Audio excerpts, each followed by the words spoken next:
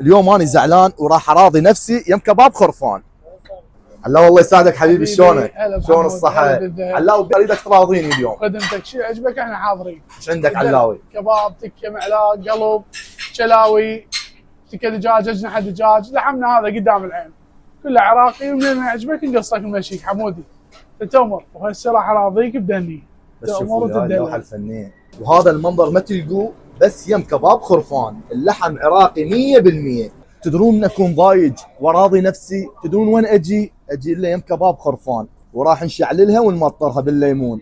والحلو بكباب خرفان التكه مالته دامو حلقوم وتموع بالحليق مرجوع. والله شنو هاي عمي؟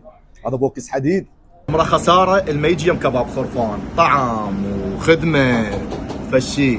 راح تجون تجربوا، راح تقولوا لي عاش ايدك محمد الزعيم. واليوم كنت يم كباب خرفان اللي صاير بالدورة مجاور مستشفى الدورة الأهلي، اللي صاير مقابل شارع أبو طيارة.